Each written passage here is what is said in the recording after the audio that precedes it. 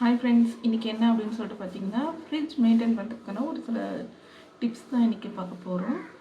So எல்லார் வீட்லேயுமே இன்றைக்கி ஃப்ரிட்ஜ் அப்படிங்கிறது இருக்க தான் செய்யுது. அதை ப்ராப்பராக மெயின்டைன் பண்ணால் தான் அது நமக்கு நாட்பட்டு நமக்கு உழைக்கும். இல்லைன்னா அடிக்கடி ரிப்பேர் ஆகிறது, இல்லை அதன் மூலமாக சில பிரச்சனைகள் ஏற்படுறது. இந்த மாதிரியான விஷயங்களை தடுக்கணும் அப்படின்னா எந்த ஒரு பொருளையுமே ஃப்ரிட்ஜுங்கிற மட்டும் கிடையாது, எந்த ஒரு பொருளையுமே நம்ம எவ்வளோ ஆர்வமாக வாங்குகிறோமோ வாங்கி அதை சரியான முறையில் நம்ம பயன்படுத்தணும், அதே மாதிரி பராமரிக்கணும். ஸோ அந்த மாதிரி இருக்கும்போது தான் அது நமக்கு உபயோகமாக இருக்கும். சரி, ஃப்ரிட்ஜோட எப்படி மெயின்டைன் பண்ணலாம் அப்படிங்கிற விஷயங்களை பார்க்கலாம். அந்த விஷயங்களை பார்க்குறதுக்கு முன்னாடி நம்ம சேனலை சப்ஸ்கிரைப் பண்ணாதவங்க சேனலை சப்ஸ்கிரைப் பண்ணிக்கோங்க. அதே மாதிரி பக்கத்தில் இருக்க பெல் ஐக்கானையும் ஆன் பண்ணி நோட்டிஃபிகேஷன் ஆன் பண்ணிக்கோங்க. அப்போ தான் நம்மளோட அடுத்தடுத்த வீடியோஸ் உங்களை ரீச் ஆகும். ஓகே, வாங்க வீடியோக்குள்ளே போகலாம். இதில் ஃப்ரிட்ஜ் மெயின்டைன் பண்ணுறதுக்கான முதல் டிப்ஸ் என்ன அப்படின்னு சொல்லிட்டு பார்த்தோம்னா, ஃப்ரிட்ஜை நம்ம வாங்கி கிச்சனில் எடுத்துகிட்டு போய் வைக்கக்கூடாது. அந்த மாதிரி வைக்கும்போது நம்ம சமைக்கும்போது ஏற்படுற அந்த புகை அதெல்லாம் போய்ட்டு ஃப்ரிட்ஜில் பட்டு ஃப்ரிட்ஜு அழுக்காகிறதுக்கு, அதே மாதிரி கலர் மாறுறதுக்கான வாய்ப்புகள் இருக்குது. ஸோ ரெண்டாவது டிப்ஸ் என்ன அப்படின்னு சொல்லிட்டு பார்த்தோம்னா, ஃப்ரிட்ஜ் ஆனில் இருக்கும்போது அடிக்கடி அதை திறந்து மூடுறது, அதே மாதிரி ரொம்ப நேரம் அதை திறந்து வைக்கிறது, இந்த மாதிரி பண்ணக்கூடாது. ஸோ இந்த மாதிரி பண்ணுறது மூலமாக ஃப்ரிட்ஜை திறந்து உடனே மூடிடணும்.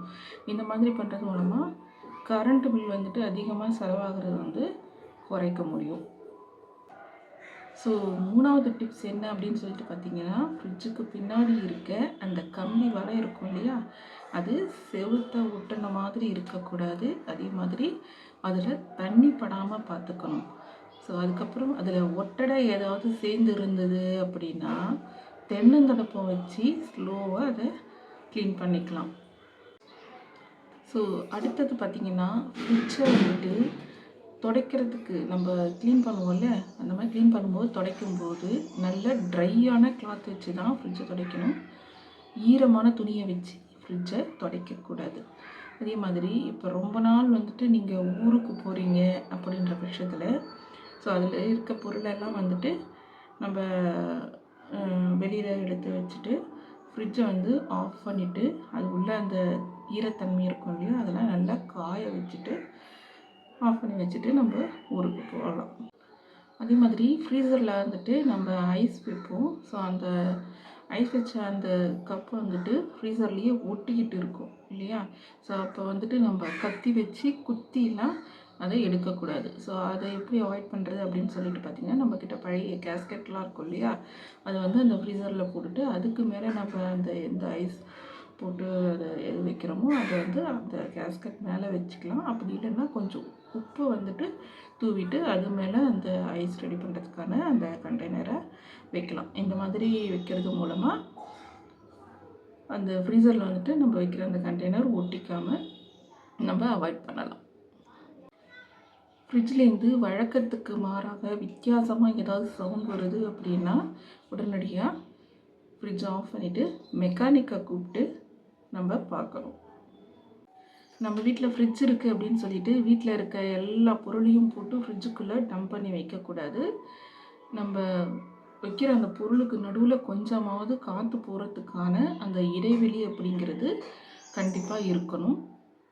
அதே மாதிரி இன்னொரு விஷயம் பார்த்திங்கன்னா, நம்ம ஃப்ரிட்ஜோட அந்த ப்ளக்கு சொருவோம் இல்லையா, அந்த பாக்ஸ்க்கு எர்த் கனெக்ஷன் கண்டிப்பாக கொடுத்துருக்கணும். வீட்டில் நீங்கள் ஃப்ரிட்ஜ் வைக்கிறதுக்கான அந்த இடத்த சூஸ் பண்ணுவீங்க இல்லையா, அந்த இடம் நல்லா காற்றோட்டமான ஒரு இடமா இருக்கணும். அதே மாதிரி ஃப்ரிட்ஜை க்ளீன் பண்ணும்போது உள்ள சோப்பு போட்டெல்லாம் க்ளீன் பண்ணக்கூடாது. வேணா சுடு தண்ணியில் சோடா உப்பு போட்டு அந்த தண்ணியை வச்சு தொடச்சி ஃப்ரிட்ஜோட உள்பக்கத்தை க்ளீன் பண்ணலாம்.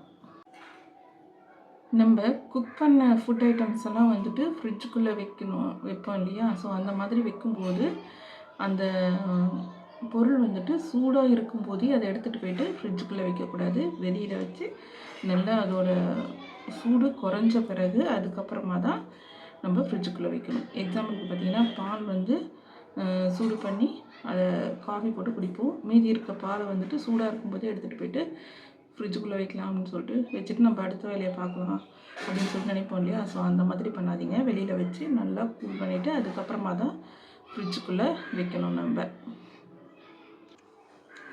அதுக்கப்புறம் வாழைப்பழம் அதை வந்துட்டு கண்டிப்பாக ஃப்ரிட்ஜுக்குள்ளே வைக்கவே கூடாது. ஃப்ரிட்ஜுக்குள்ளே வந்துட்டு பாட்டிலில் தண்ணி வைக்கிற பழக்கம் இருந்ததுன்னா அந்த பாட்டிலை அடிக்கடி எடுத்து நல்லா வாஷ் பண்ணிவிட்டு வெயிலில் நல்லா காய வச்சுட்டு அதுக்கப்புறமா நம்ம மறுபடியும் வாட்டர் ஃபில் பண்ணி ஃப்ரிட்ஜுக்குள்ளே வைக்கலாம். ஸோ அதுக்கப்புறம் பார்த்திங்கன்னா ஃப்ரிட்ஜில் மிளகா அதெல்லாம் வைப்போம் இல்லையா? அப்படி வைக்கும்போது நல்லா காம்பெல்லாம் கிள்ளிட்டு ஒரு கவரில் போட்டு நல்லா சுற்றி வைக்கலாம். அதே மாதிரி ஃப்ரிட்ஜுக்குள்ளே வைக்கிற ஃபுட் ஐட்டம்ஸ் எதையுமே வந்து திறந்து அப்படியே வைக்கக்கூடாது. எல்லாத்தையுமே மூடி போட்டு மூடி அப்புறமா தான் உள்ளே வைக்கணும். இப்போ ஃப்ரிட்ஜில் வந்துட்டு நம்ம ரெகுலராக யூஸ் பண்ணும்போது அடிக்கடி எடுத்து க்ளீன் பண்ணணும். ஸோ அந்த மாதிரி க்ளீன் பண்ணும்போது ஒரு மாதிரியான அந்த ஸ்மெல் வரும் இல்லையா? அந்த ஸ்மெல்லை வந்து வராமல் அவாய்ட் பண்ணலாம். அப்படியும் நம்ம ரெகுலராக க்ளீன் பண்ணியுமே அந்த ஸ்மெல் வர்ற மாதிரி இருக்குது அப்படின்னு சொல்லிட்டு தோணுச்சுன்னா அடுப்பு கறி இருக்குது இல்லையா? அதை வந்துட்டு ஒரு பீஸ் வந்து அது உள்ளே வைக்கலாம். அப்படி இல்லைன்னா லெமன் இருக்குது இல்லையா? அதை கட் பண்ணி யூஸ் பண்ணிட்டு அந்த மூடியையும் அங்கங்கே வைக்கிறது மூலமாக அந்த ஸ்மெல் வந்துட்டு வராமல் நம்ம அவாய்ட் பண்ண முடியும். வந்துட்டு கொத்தமல்லி, கருவேப்பிலை இதெல்லாம் வந்து வைப்போம் இல்லையா?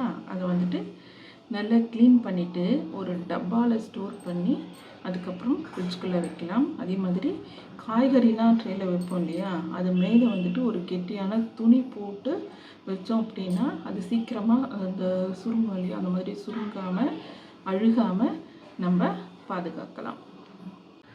சப்பாத்தி மாவு இதெல்லாம் வந்துட்டு ஃப்ரிட்ஜில் வைக்கும்போது அந்த மாவு மேலே லேசாக எண்ணெய் தடவிட்டு நம்ம ஃப்ரிட்ஜுக்குள்ளே ஸ்டோர் பண்ணும்போது அது நம்ம எந்த அளவுக்கு நம்ம சாஃப்டாக வைக்கிறோமோ அதே மாதிரி சாஃப்டாக ஒரு 3-4 நாளைக்கு இருக்கும்.